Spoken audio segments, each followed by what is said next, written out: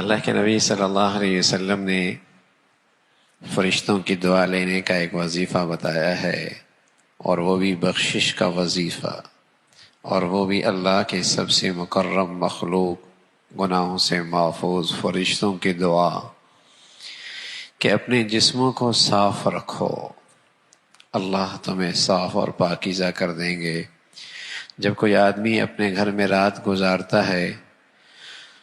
اور وہ تو اس کے پہلو میں ایک فرشتہ آ بیٹھتا ہے، لا ينقلب ساعة من اللیل،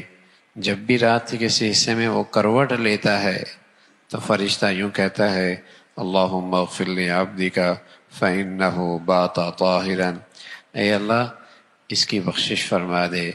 اس لیے کہ یہ رات طہارت میں گزار رہا ہے۔ تو اللہ کے نبی صلی اللہ علیہ وسلم کا ارشاد ہے کہ اگر کسی شخص کو غسل فرض ہو جائے، رات کے ابتدائی حصے میں غسل فرض ہو جائے، اور جسم کے اندر سے نکلنے والا، جسے کہیں کہ جس سے جسم ناپاک ہو جاتا ہے،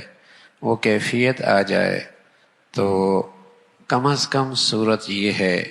کہ آدمی اپنے جسم کو اس گندگی سے صاف کر لے اور نماز کا سا وضو کر لے۔ کم از کم صورت یہ ہے کہ کم از کم وہ جسم پہ گندگی لگی نہ رہے،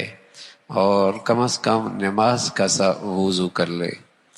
اور رسول اللہ صلی اللہ علیہ وسلم کی سنت یہ ہے کہ اگر وظیفہ زوجیت کی ضرورت پڑتی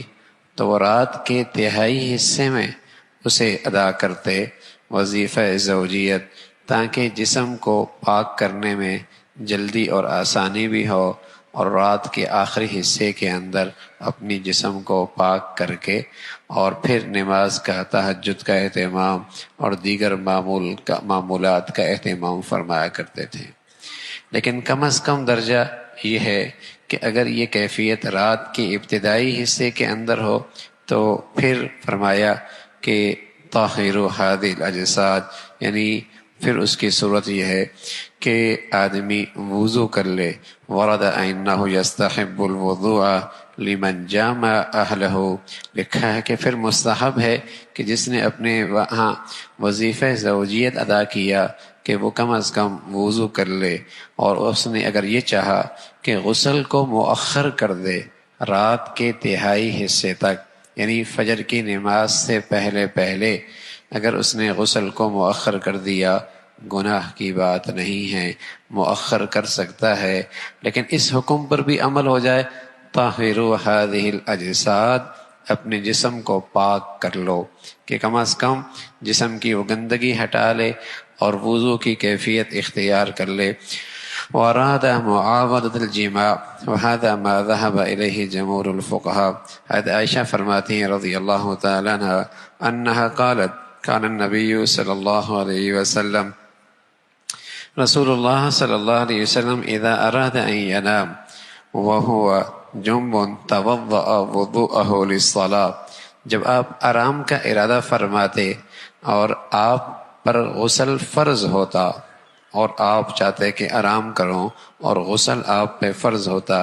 توضأ وضوءه للصلاة، تو آپ کم از کم نماز کے لیے جیسے وضو کرتے ہیں ویسے وضو فرما لیا کرتے تھے۔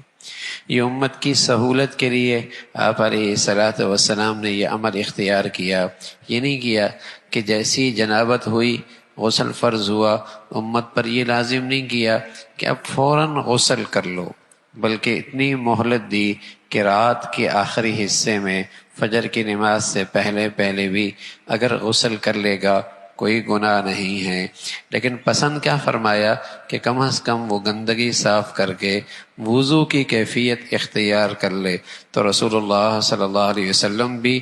ایسے ہی کیا کرتے تھے۔ تو رسول اللہ صلی اللہ علیہ وسلم کی سنتوں میں بڑا نور ہے، اور اس میں بڑی برکتیں ہیں، اور اس میں نہ صرف یہ کہ آخرت کے لحاظ سے اجر و ثواب ہے، اور رسول اللہ صلی اللہ علیہ وسلم کی محبت کا اظہار ہے، اس کی دنیاوی برکتیں بھی بہت ہیں۔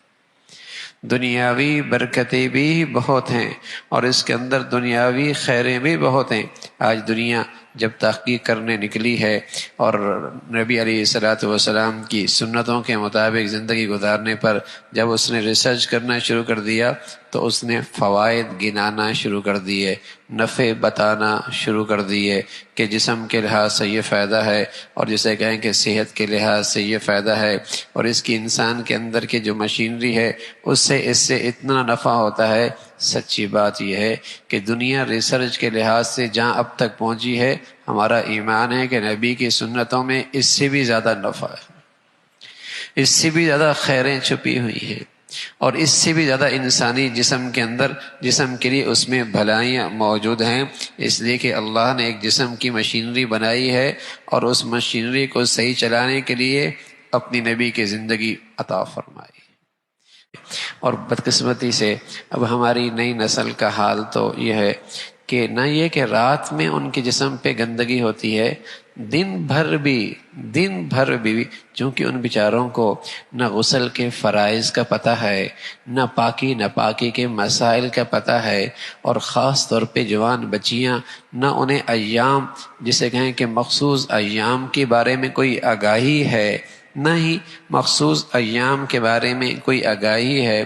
اور پھر دن بھر جسم کی کمزوریوں کا حال یہ ہے کہ قطروں کا بیماری عام ہوتی چلی جا رہی ہے، غذائیں ایسی ہیں، جسمانی اعصاب کی کمزوری ایسی ہے، پھر آنکھوں کی حفاظت نہیں، دل کی حفاظت نہیں، تو یہ قطروں کی بیماری کی اتنی کثرت ہو گئی ہے کہ ہر وقت آدمی ناپاکی میں گزرتا ہے، اور ناپاکی یہ شیطان کی غذا ہے، ناپاکی یہ شیطان کی غذا ہے، اور جب شیطان اپنا ریئیکشن دکھاتا ہے پھر کہتا ہے کسی نے کوئی بندش کر دی ہے، پھر کہتے ہیں کسی نے کچھ کر دیا ہے، لگتا ہے کچھ ہمارے گھر میں ہے۔ ارے بھائی، جب گھر میں ناپاکی ہوگی اور جسم ہر وقت گندگی میں رہے گا تو شیطان کی غذا ہے،